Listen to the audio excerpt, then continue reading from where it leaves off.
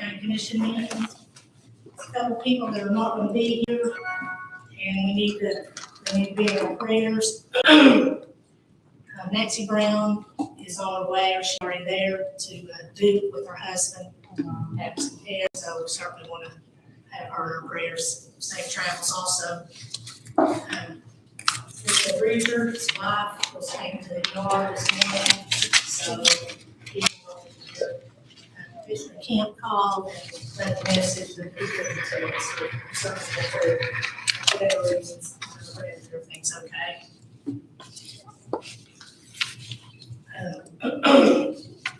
Call order.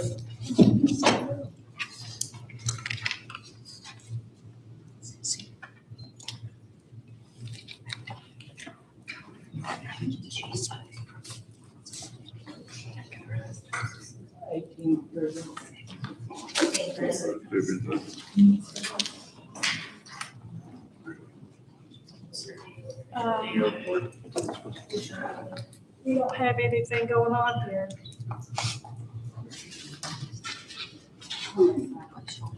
Is there any sideways, Shirley? We're on Tuesday yet, actually. Mine's on egress too. I'm on the next step. It's still on courthouse egress. Yeah. On ours. We gotta get past that. Marked everybody present, including Either back up or go forward. Mark the ones that are absent. Go forward. Mark the ones that are absent.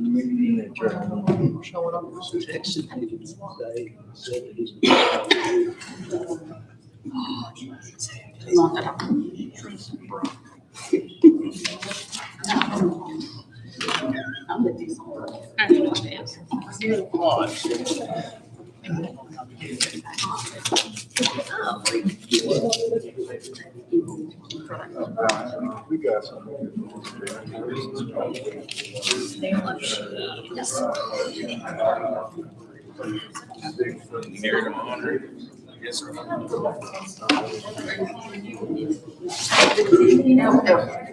Get everybody in place.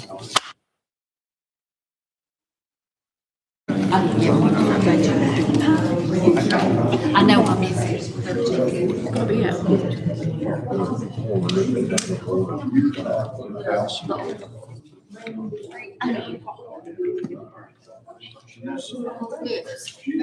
I got something else. Yeah, I need something else.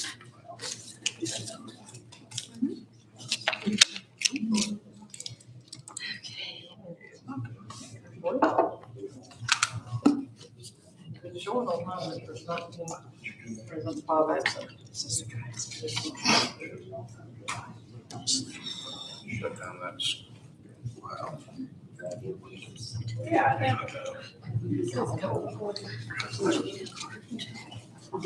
I did get that.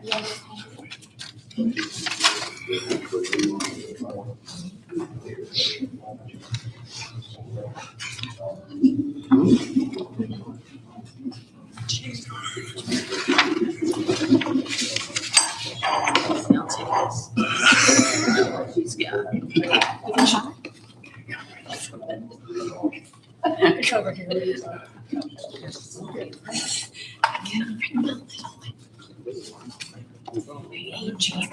What's up, man? I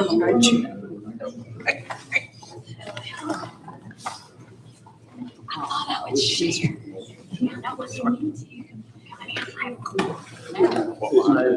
Not accepting our usernames. Yeah, hang on. Hang on just one second. Okay. Hang on. Thank you.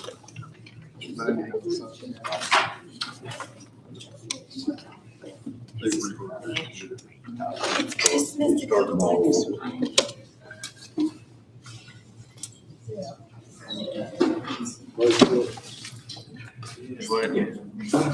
While they're doing that, I'm going to go ahead and do the emergency plan. In the unlikely event that we need to exit the building, the primary route is the south entrance, which is the monument side. Make your way back to the back parking lot. Do not take the elevators. Use the stairs if we have to go in that direction. Bathrooms are on both floors. And handicap access bathroom is located on the second floor outside this door.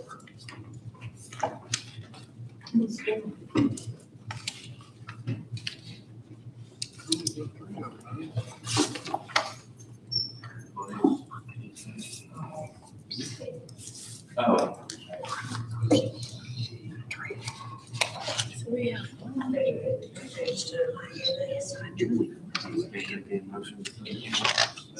Let's change a couple things on the agenda that we can't vote on it yet until we get that fixed, but we're going to take out number 8.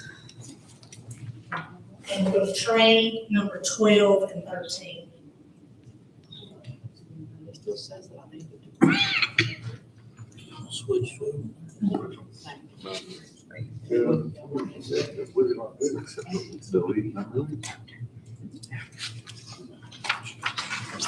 Motion we get it works like it's supposed to. Nothing wrong with it.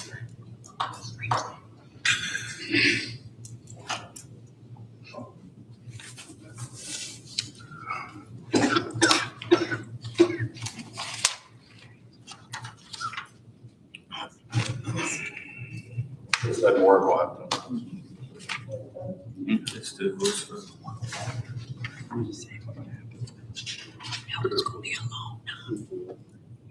We'll just have to voice vote.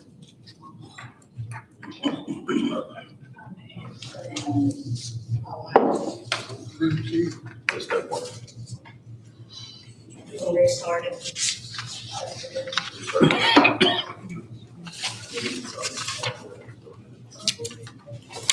We're going to try to restart it. If that doesn't work, we'll have to voice vote.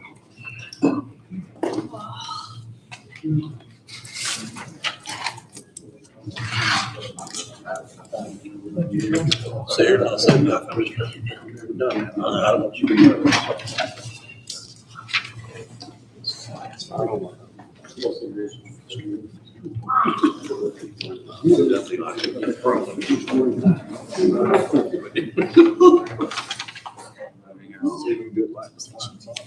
right, we're going to go ahead and move on just a little bit.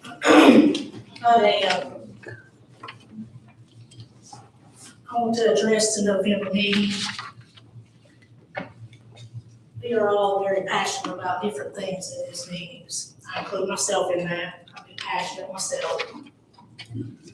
But we've got rules that everyone needs to follow, and in the last 4 or 5 years, I've noticed we've been lax in those rules. So I want to remind everyone about 2 rules that we're going to start following a lot clearer. During discussion or in commissioner comments, the chair will recognize you to speak. And I will let everybody speak at least once, and then I'll go back around again. And I will do them in the order that I can. If that's working, I'll use that. If not, raise your hand, and I will recognize you after the other person is through speaking.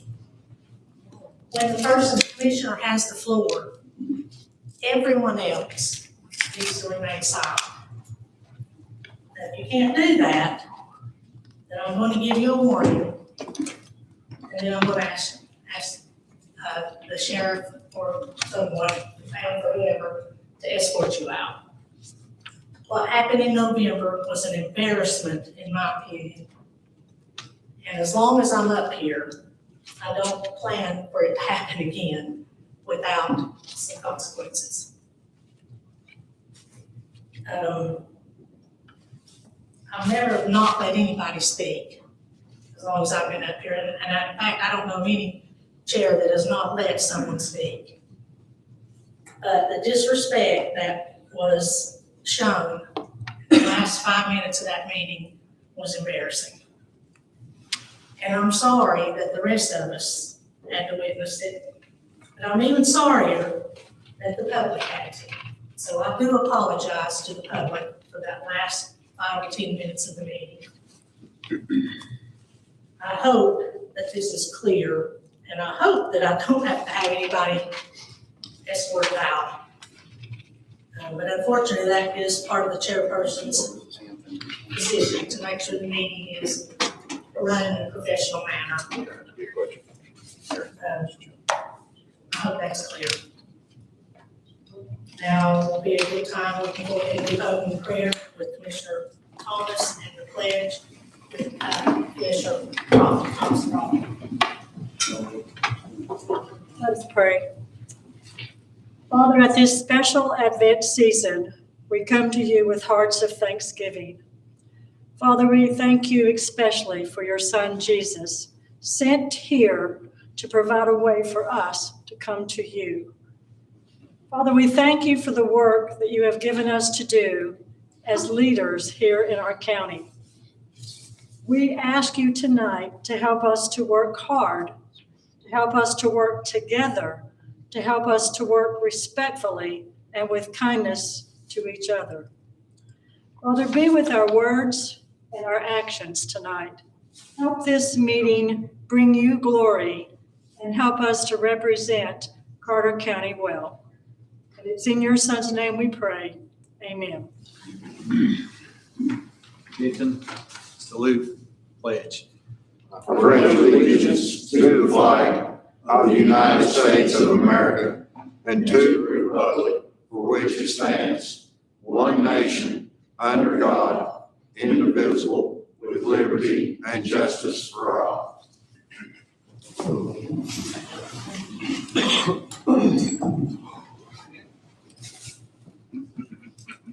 Yes, I can go ahead and recognize the elected officials and appointed guests. You'll stand.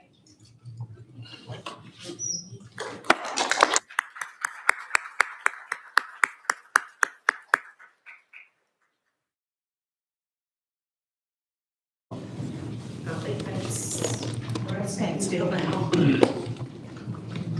Get the attendance. It's up there. I think you're good on it. Attendance. Working. Oh,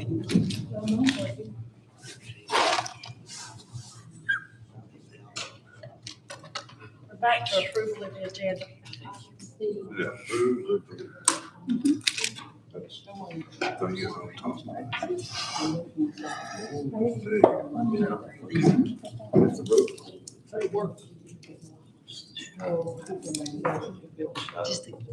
Just didn't show.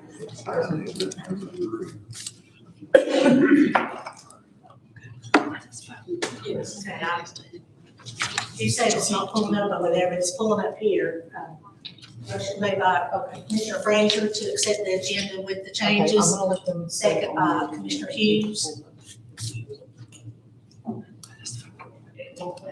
You can go ahead and vote.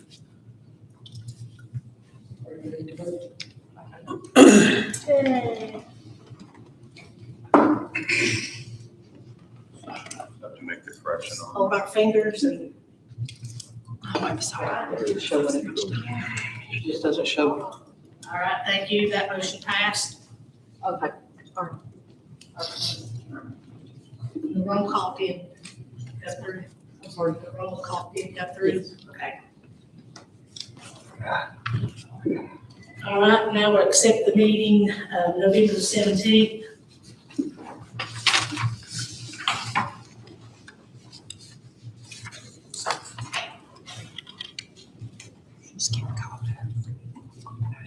Okay, we're taking that one out. Okay, now we need a motion. Okay, motion by Commissioner Smith, second by Commissioner Whaley. Is there any discussion? Okay, let's vote.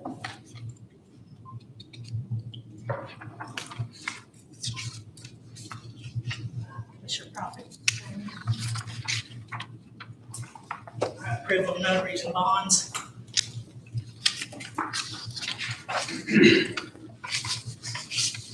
Lewis Nelson. Henneken Jr., Sabrina Snyder. Motion by Commissioner Smith and second by Commissioner Hughes. Is there any discussion on that? All Let's vote.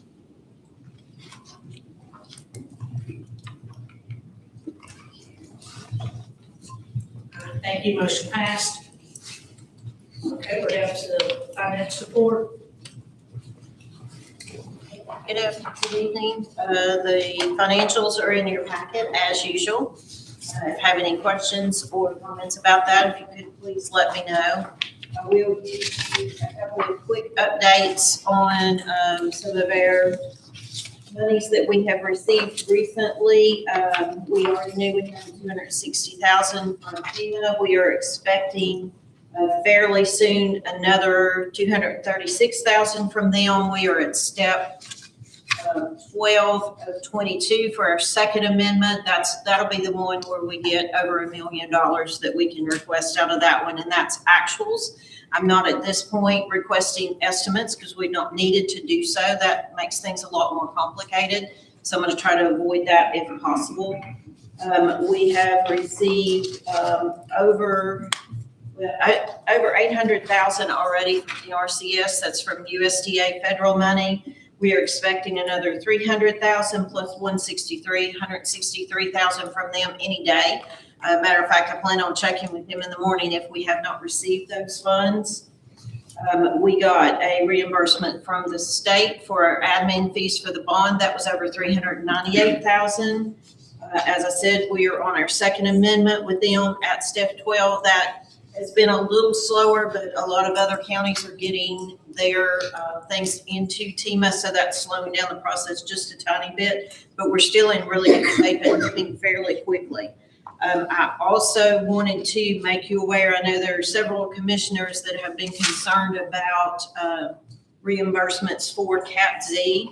We have our first CAT-Z project that has been approved by FEMA and obligated for over $80,000. That is only related to the tent bridges and for Poggy 1 and Poggy 2, based on those original estimates. Those estimates will go up significantly, and when those do, then we can submit another project for that. But that was FEMA approved. So just wanted to make you aware that that has started with that process. Other things for CAT-Z will come later in the process. Those are normally at the end of the project, but FEMA did make an exception for us on those rapid funded projects. So we will see that money coming back in. That will probably be on Amendment 2, more than likely, because it has been obligated, but we can't put it, we're too far ahead on Amendment 1 to add it to that. So it will be in the next one. So just wanted to make you all aware of that. Does anybody have any questions? Okay, thank you. Okay, we're trained at 12 and 13, so we'll have the disaster report. And also, Commissioner Burrow is going to come up and also speak about the landfill.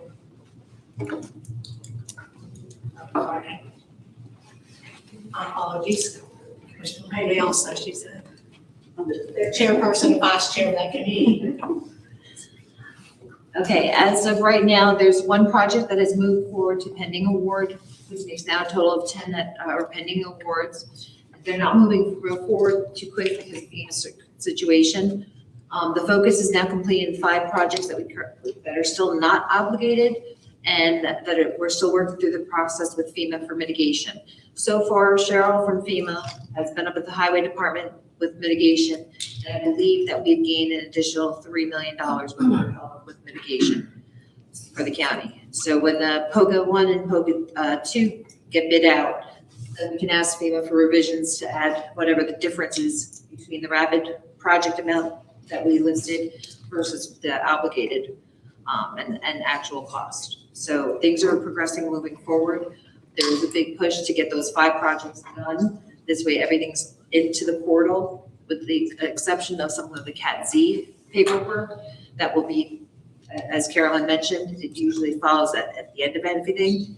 Everything that's obligated is what what FEMA could say that we're reimbursed for, that's the 12.5. So that we're still going to be required to pay for the disaster.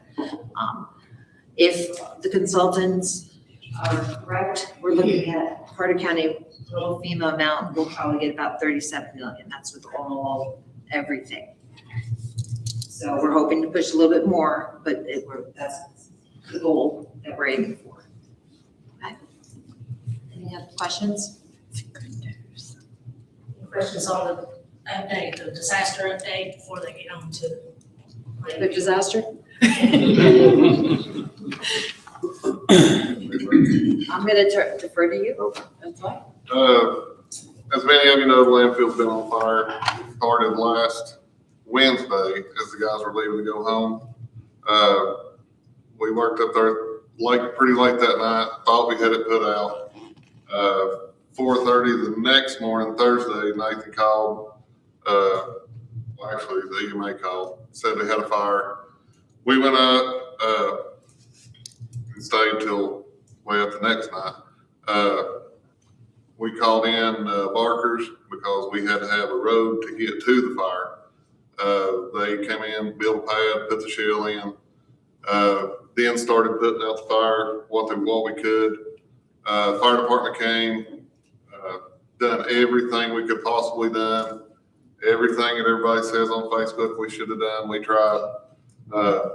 Everybody's on fireman. But now we have started smothering the fire out basically.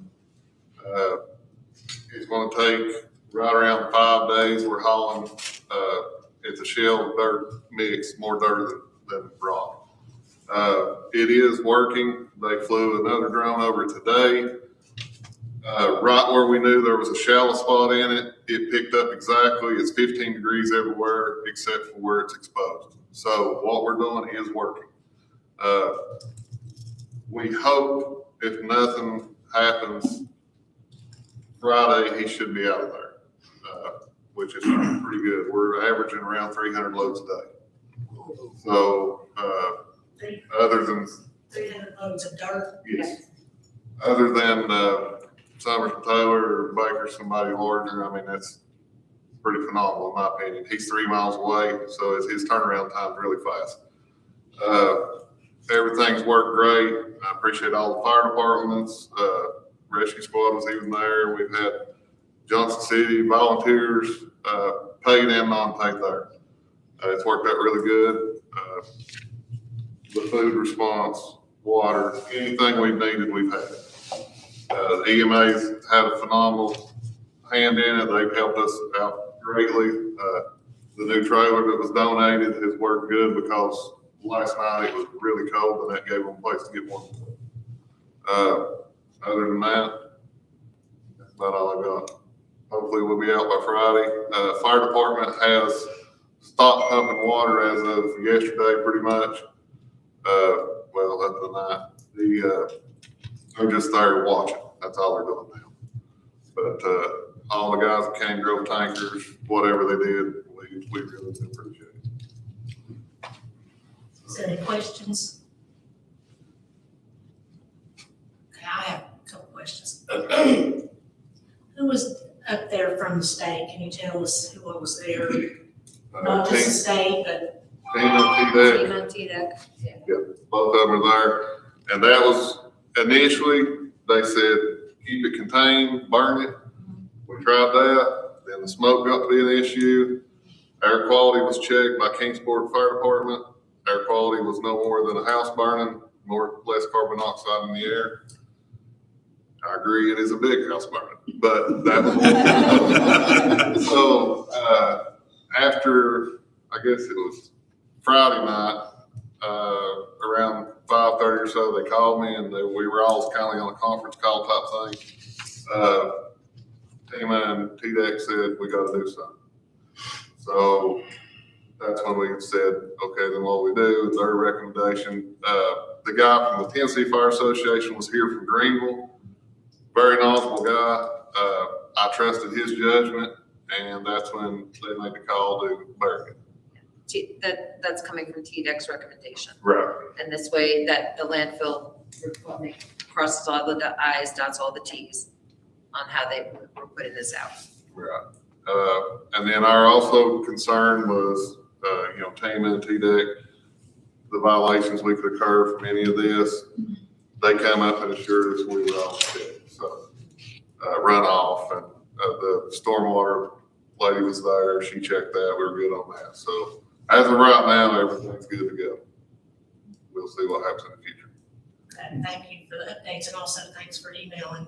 I emailed once, but then you all emailed to the commissioner, so I didn't duplicate that. And I will tell you, we've been putting out a 3 o'clock update on this. So if you've all not downloaded the EMA app, we are using that primary, I mean, that, there's lots that goes out on that. You'll get weather alerts, you'll get a lot. So we really want to push that app if you've not downloaded it yet. Is there any other questions? Yes. Is this, am I correct in thinking that most of this is just the brush from so what's burning? Houses, campers, I mean, it's anything from the storm, basically. So it's There is a storm. little mulch in it, but not. There's Storm. more two before and stuff like that than anything. It's mostly home debris. Okay, that's what I thought. And this debris was staged there to be put in a different site. So that was another thing that's holding us back is the compaction wasn't where it was at, so we could get on it instantly. At first, they wanted us to put our guys on it, and me and Nathan were totally against that. $700,000 track is not worth what it's gonna cost us to fix it. And a life is worth nothing. And you know, that's not gonna happen. I'm not putting one of our guys on it. Yeah, from the beginning, safety has been top priority. We don't want any of our employees getting hurt, any firefighters getting hurt, so safety is top priority. And our guys, we switched up our hours. We had 2 staying all night, 2 staying all day, 12-hour shifts, fueling fire trucks.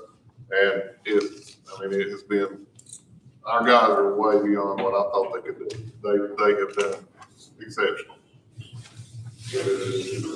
And then for this week, as I put out on the app, the county landfill will be closed. Join us. We are deferring any residents in Carter County to bring their trash to either the Rocktown Convenience Center or the Elk Pogies. They're not normally open every day during the week. However, this week only, those centers will be open.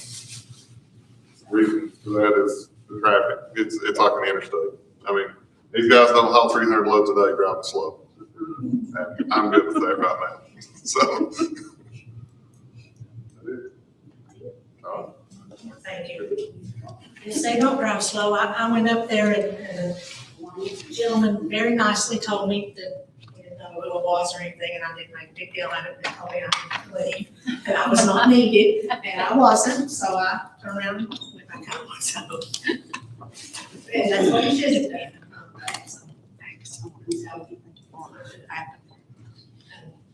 All right, and the mayor report.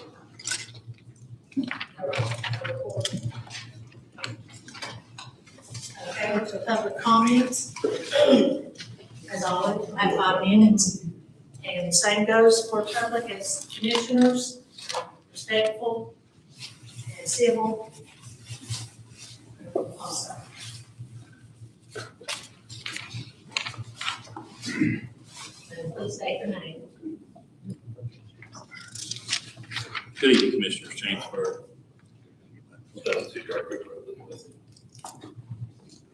As you know, last week, Carter County and the mayor individually were served a federal lawsuit for $2 million. You know, so it's individual, it's the county and the mayor named individually.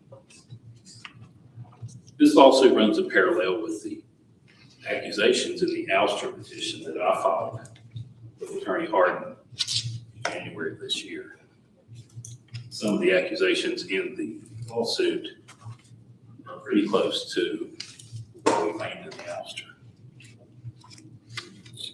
The lawsuit from Mr. Harrell also claims First Amendment violations. You guys have seen First Amendment violations, right? Some of you contacted me and asked me to act on that, and I did. So Attorney Harden, it was his fiduciary responsibility to review the petition for ouster and also the First Amendment complaints for the violations that happened in this room and social media. Attorney Harden, as you know, claimed that these were investigated and the claims were without merit. Attorney Harden's answer to the ouster and my First Amendment violation complaint came across more as a defense of the mayor instead of an investigation. Unfortunately, these things are not properly addressed. Things in the ouster, things in the First Amendment. This is what we get, lawsuits. Because not only when they're not investigated, but the offender is defended by a tax-funded attorney, the public's not going to win. They're going to resort to lawsuits. This may just be the beginning. I'm not done with mine.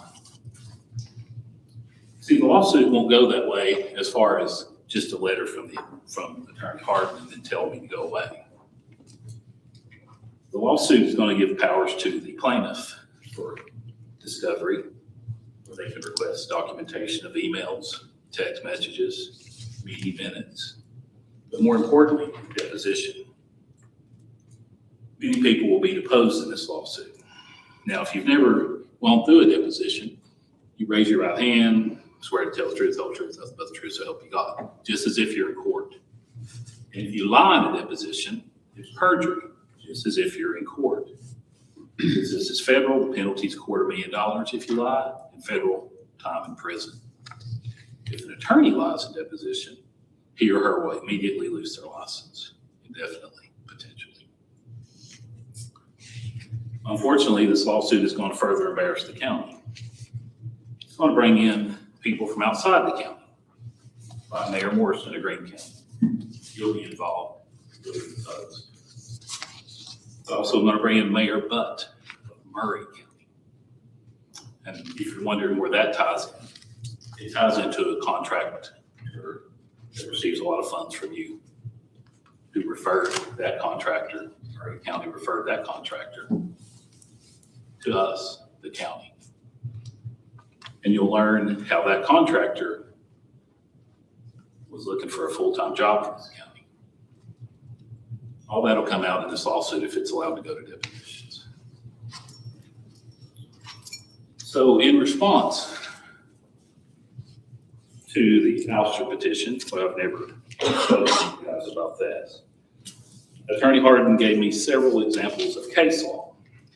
Now, case law, in case you don't know, is when a court rules on something, and then that becomes basically the law from that point on. So Attorney Harden provided me with this one. It's McDonald versus Brooks. He reached back to 1965 for this case law. And it goes to say, public officials acting in good faith to, through ignorance, error, or oversight, run counter to a charter provision or some law, do not subject themselves to indictment and removal from office. Ignorance or error. We'll see how ignorance holds up as a defense in the federal case. Thank you. Okay, thank you. Is there any other, excuse me, is there any other commissioner comments? I mean, not commissioner comments, other comments?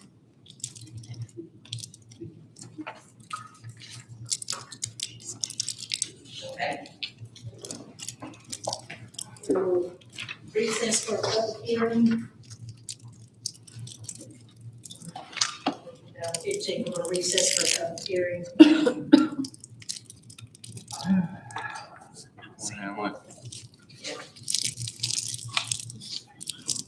Madam Chairperson, thank you. Commissioners, we're updating our building codes.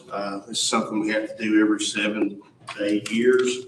We were in the middle of starting that last year when beautiful storm Helene came through and destroyed everything. And we started back, which gave us the opportunity to move to the 2024 International Code Council codes for buildings, installations, electrical, things of this nature. 2018 is what our adoption will be for our energy code, because the state of Tennessee has not advanced to 2024 on that. And if you look at the very back, there's a detached page with information that has Exhibit A in it. And that is things that we can exempt out of or highly recommended to the state of Tennessee that has exempted out of it. Request that you move this forward and open this public hearing. Anybody here wants to comment on this issue? Is there anybody from the public that would like to comment on this issue?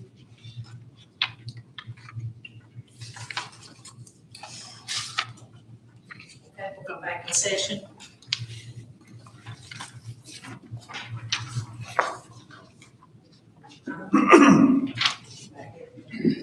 We have a motion by Mr. Bartlett, second by Mr. Wayne. Do we have any discussion?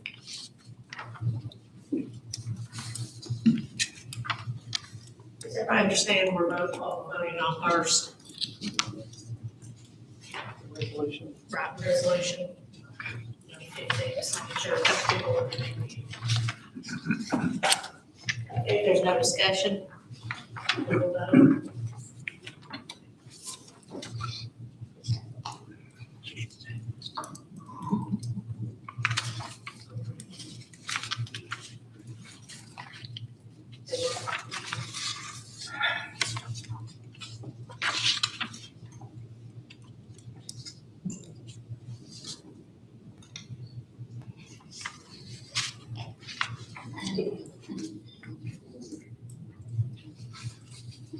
Okay, thank you, motion passed.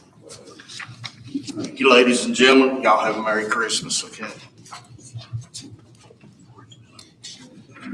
Okay. Down to number 16, discussion regarding the potential purchase of real estate property. Who wants to? I'll just say, We got an email about it earlier, that's all. yeah, it was voted on last month. The commission approved tendering the offer to the building owner. And that was done the next day. Unless you've heard anything over recently, I haven't heard anything back. The only thing that I've heard is what I tagged you in the email when I sent it to their representative from, and he said he would be reaching back with us, I think, this week. So their legal department has received the contract a few weeks ago, and we're still waiting a response to that. In the meantime, I think in your package tonight, we've included both the inspection report and the appraisal report. We kind of had this discussion on the agenda as a placeholder, hoping that maybe we would have a formal response back on the contract, but we do not.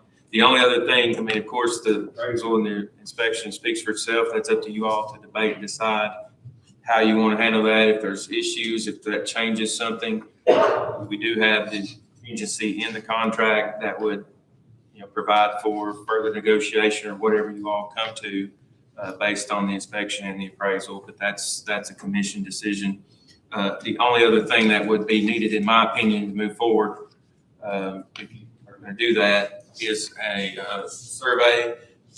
But frankly, I wouldn't suggest spending any more money until we're for sure that they've even accepted the offer or make a counter offer, that they're actually going to sell it to us.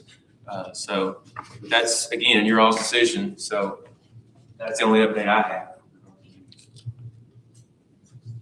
So we really can't move on it until we hear back from them, so I understand that correctly.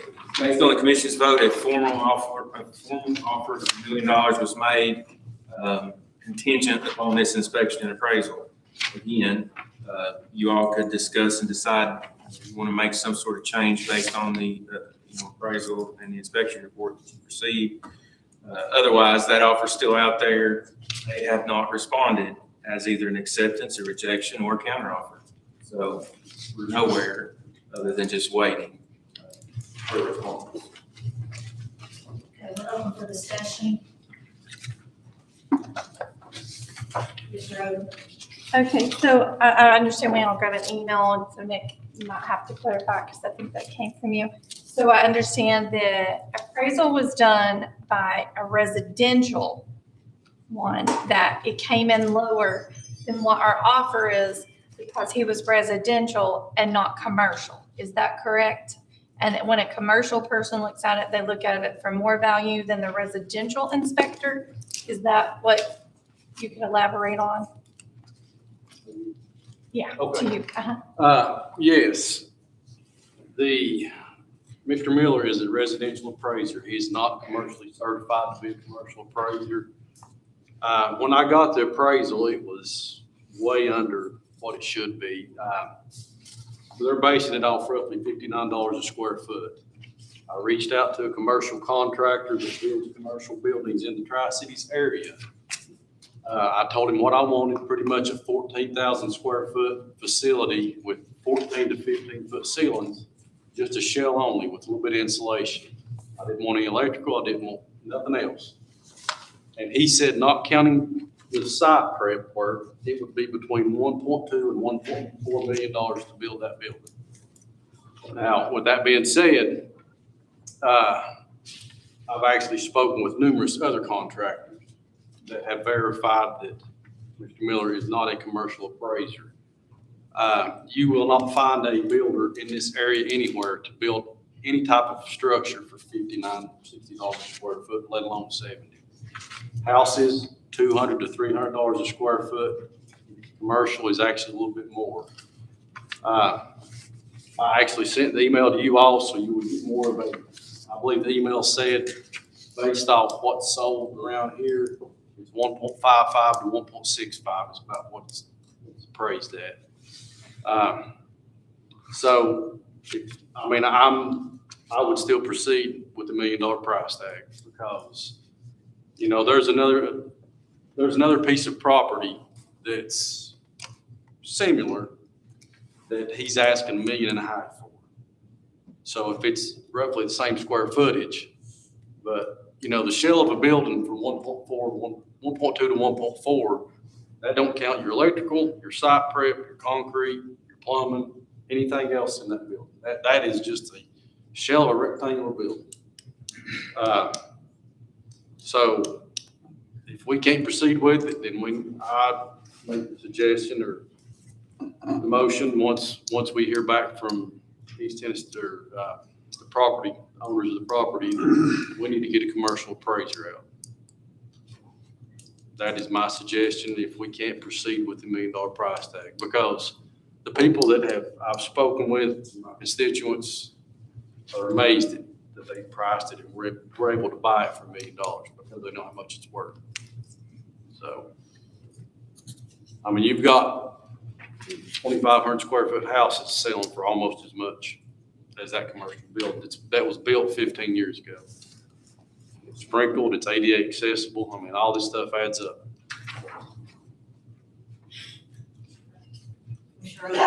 Okay, so my question is, I understand all that, and that's great, and I agree. I know it's a good building, but why did we use a residential appraisal for commercial property and pay them up front? Why didn't we use a commercial appraisal person?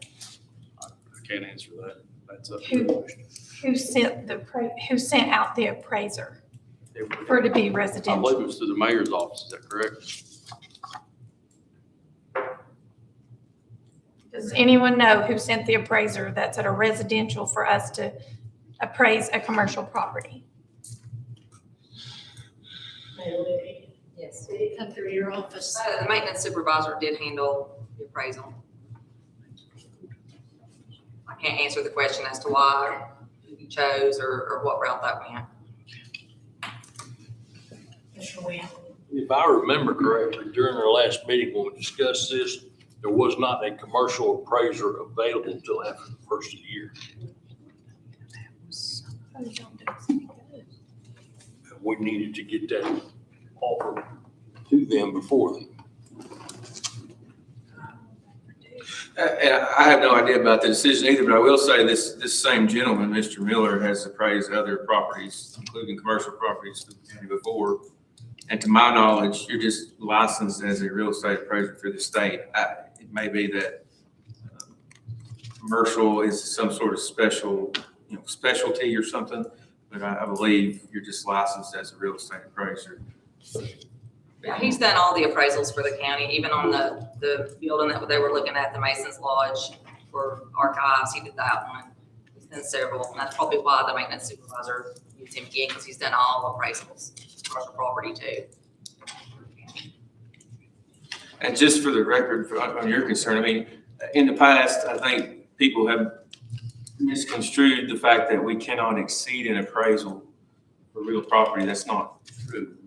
You just have to be able to justify why if you've exceeded an appraisal. And again, there's many situations where two appraisers will disagree. As long as, you all accounting for taxpayer funds are able to justify approving whatever price is paid for something, that's your call. An appraisal is the tool to aid you in that decision. I will say this, that building sold in 18 for, I think it was 3.4 million. So I'm just, I don't have a problem if we need to table this until we hear back from the current owners. I mean, me, I would just, let's go, but we have to do what's best, so. Commissioner Smith? Just a comment. I don't know how many of us have been involved in any type of industrial type construction or anything lately. I definitely haven't had my hands in, but we are in the process of just having to replace our HVAC unit at our church just for the sanctuary. $300,000. That's just for the HVAC for the sanctuary. So just give you an idea. I believe like 500 and some odd dollars is what basically they were putting on the shell of the building because it will have HVAC in it, I assume. Are you? Anyone else have any questions or concerns? Commissioner Johnson? I'm sure I'm going to address the inspection of the property that where there was violation recognized for the NFPA, Life Safety Codes, NEC, National Employment. Those violations, if we purchase it and they're not corrected, we're liable for us to use. So that we need to give some consideration as to who is going to either update or if we're going to take what has been found and corrected ourselves. You'll find it's through the back part of the inspection and it's classified into different sections as to plumbing, boiler, heaters, electrical items that even our building inspectors of the planning commission, could recognize those. But it still is a problem that somebody's going to take liability for it. If it needs to be in a negotiation. Are you? Do you say that? Commissioner Hughes? I just wanted to know what he's referencing, like what page he's on. Mr. Johnson? Speak. Commissioner Johnson, they couldn't hear or you. Like what page are you referencing for your NFPA violations? The last 20.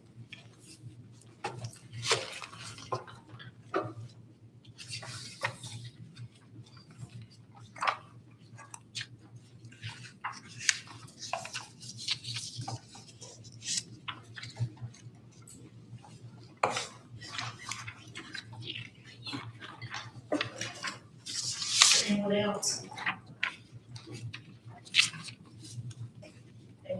We need to decide what we'll do here. Well, like I said, I mean, I don't know that you get too much into corrections until there's been an actual response from them. But if you all have identifiable issues now that you want me to pass along as something that would violate our contingencies, I'm happy to do it. If you've got items you want to address, we'll do it. There's just not yet been an acceptance of our offer. Can we reach out to them this week and? Yeah, I see? apologize for that. Yeah, he's supposed to, I'm supposed to hear something this week, so I will find out more just where they're at, because, and, you know, probably the best thing to do is just put this on next month's agenda. And that way we can, it'll give us time to, you know, inspect what Commissioner Johnson has brought to the table, as well as give us time to hear back from current property owners. I think that would probably be the best. Okay. I don't think my motion was good. No, I think it was just, this information came in, so it was shared as soon as it came in. That's it. There was no action needed. Is anybody else? I'll see on the 17 committee reports.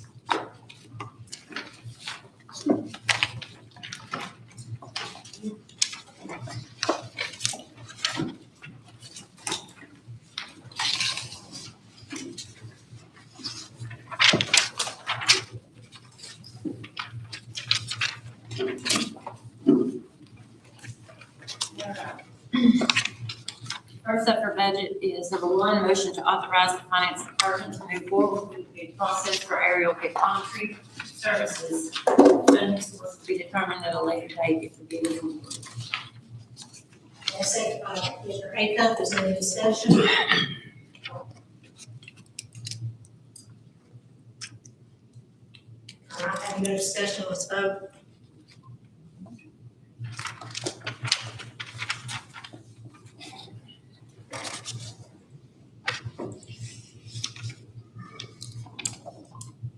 All right, motion passed. Number two is a motion to approve a check request and payment to Schaus Professional Services for invoice number 110725 in the amount of $59,369.70. Second by Commissioner Frazier, is there any discussion?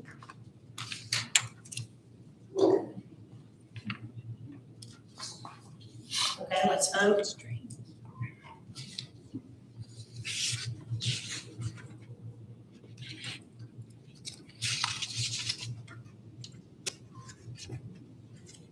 Motion passed with 4 noes. Number three is motion to approve a purchase order to Schaus Professional Services in the amount of $150,000 for consulting services related to the Helene flood. Second by Commissioner Thomas, is there any discussion?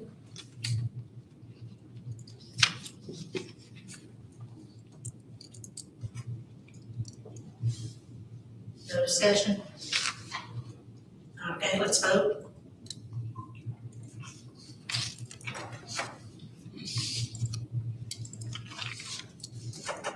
Okay, motion passed with 5 noes. All right, number three is motion to approve a purchase order, sorry. Ignore that part. Number four is a motion to approve county fund budget amendment 101-6, items 1 through 8, in the amount of $165,801.08, with $6,000 coming from reserve accounts and nothing coming from the unassigned fund balance. Second by Commissioner Range, is there any discussion?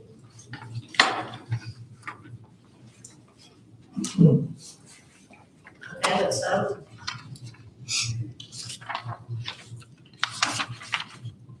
Motion passed, thank you. All right, number five is a motion to approve solid waste fund budget amendment 116-4, items 1 through 4, in the amount of $13,005, with nothing coming from reserve accounts and $950 coming from solid waste fund balance. Second by Commissioner Burrow, is there any discussion?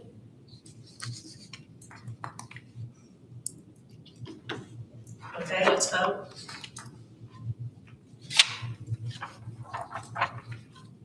Thank you, motion passed. Okay, number six is a motion to approve ARP fund budget amendment 127-2, item 1, in the amount of $81,000, with $81,000 coming from ARP reserves and nothing coming from the unassigned fund balance. Second by Commissioner Wynn, is there any discussion?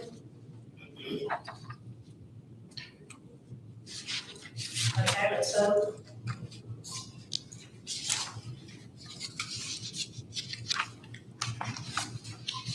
Thank you, motion passed.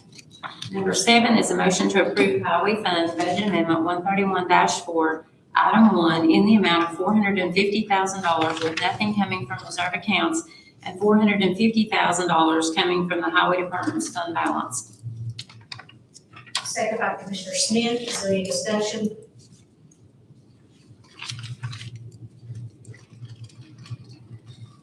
Okay, let's vote.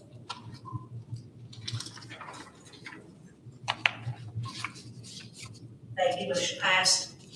Number 8 is a motion to approve General Purpose School Fund Budget Amendment 141-5, Items 1 through 7, in the amount of $71,031.56, with nothing coming from reserve accounts and nothing coming from the unassigned fund balance. Second by Commissioner Hughes, is there any discussion?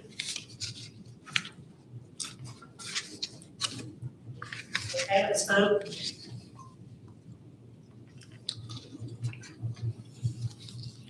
Thank you, motion passed. Okay, number 9 is a motion to approve School Federal Projects Fund Budget Amendment 142-3, Items 1 through 5, in the amount of $84,492.13, with nothing coming from reserve accounts and nothing coming from the unassigned fund balance. Second by Commissioner Odom, is there any discussion?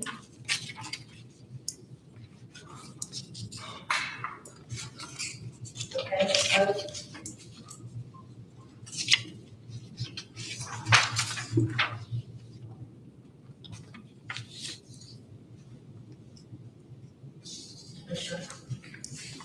Thank you, motion passed. All right, number 10 is a motion to approve Helene Bond Fund Budget Amendment 180-4, Item 1, in the amount of $6,501,818.87, with nothing coming from reserve accounts, and $6,501,818.87 coming from the Helene Bond proceeds. Second by Commissioner Wynn, is there any discussion?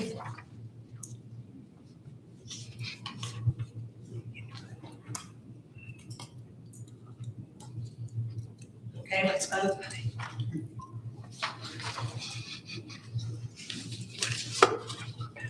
Thank you, motion passed.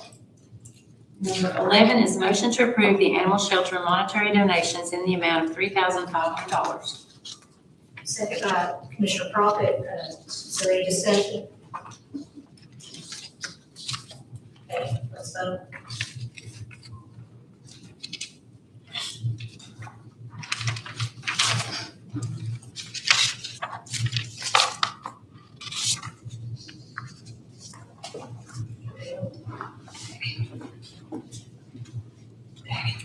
Thank you, motion passed.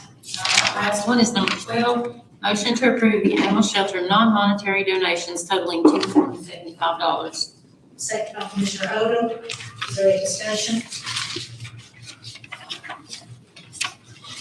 Okay, let's vote.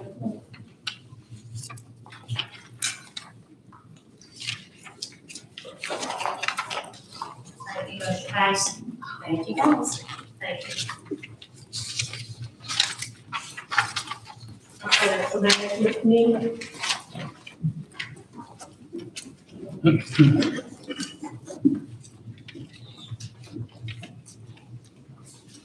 We've got a couple of items that come through FMC. We'll need to get a motion and a second to approve. We'll need a motion to approve the loan agreement between TEMA and Carter County to accept additional funds from the Helene Emergency Assistance Loan Program in the amount of $326,000 and $326,687. Motion by Commissioner Frazier, second by Commissioner Smith. Is there any discussion? Okay, let's vote.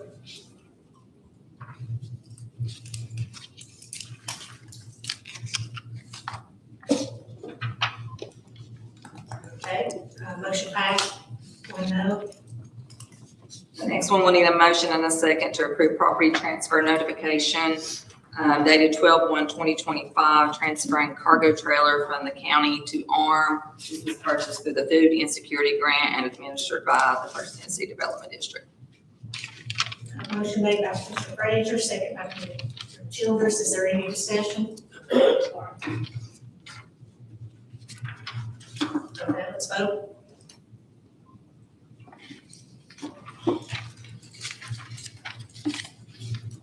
Thank you, motion passed. Thank you.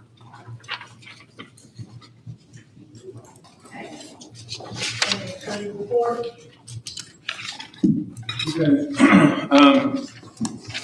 Just as far as the general litigation update, of course, the litter violation cases are ongoing as always. Court appearances this past month. One case dismissed for compliance, another case continued to be monitored next month. There's another case where we're trying to relocate heirs, as we went through several owners of the same property who have died. We're trying to still pursue someone to get the property cleaned up, and that's in the works. That's the Alexis matter. As you've already heard tonight, you all are probably already aware anyway, there was a new lawsuit filed this month. Service was accepted as of Friday in Carroll v. Porter County case in Federal District Court in Greenville. There will be a response, and that case will be ongoing for quite some time. It's already been turned over to the insurance carrier. We have appointed counsel from Knoxville who's representing the county in that matter, not me. If there's a need for further discussion on that, we can schedule an executive session anytime you all decide you want to have. Besides that, there's my general report that I have every month with all the different items I did throughout the month. If anybody has a specific question about anything, I'm happy to answer it. Any questions or discussion? I have a question. Why would you not be in charge of it? Anytime there's litigation filed, especially in federal court, those matters are referred to our insurance company. There's $1,000 deductible. We have an attorney representing us. You all would pay me more than that just to drive back and forth to Greenville. So insurance. Yes, anytime where it's an act that might be covered under our insurance policy, it's turned over and outside counsel is retained. Same thing just happened in the past lawsuit with the sheriff's office. Any federal lawsuit, essentially, that's not being handled here.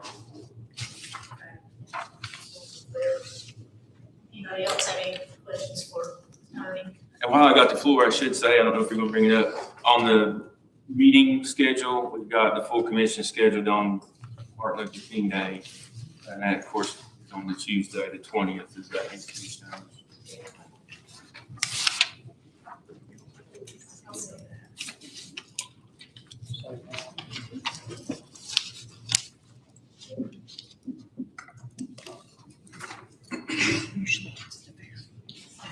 The 20th.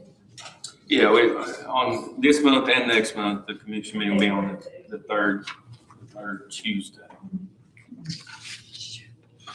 Yeah, we're just talking about.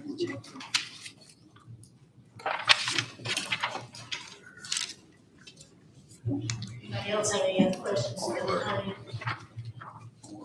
Okay, while we're on the schedule and the calendar for next month, is there any other changes? State financial management, maybe a slight change.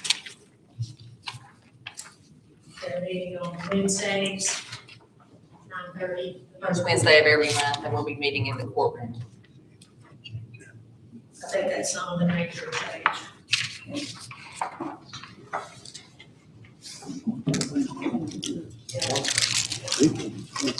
Okay, there was some commissioner comments.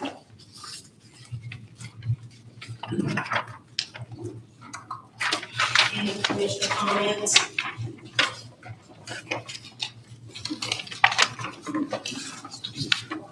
Speak now,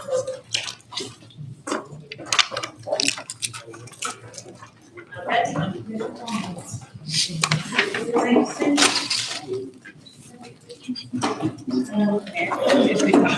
Couple things, I got an email about the,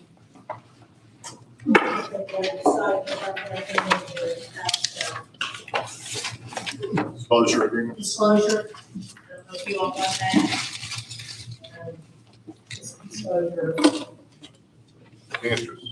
Of the interest of Statement of it, yeah.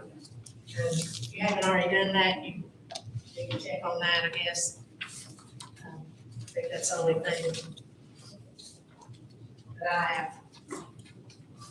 Just be sure if you do have to cancel your meetings, please call the number I sent you all through the email so that we're not paying the officers downstairs to come promote anything. They have to go in there already, that somebody canceled. So appreciate if you call. If you need that number again, email me and I'll send it back to you. Any other comments?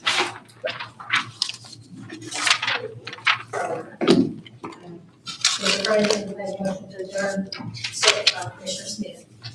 All in favor? I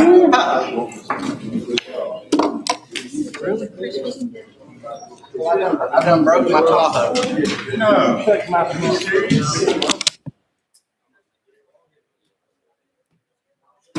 I was checking in everybody. When I went to get in, I still get in, shut it down, went around by January.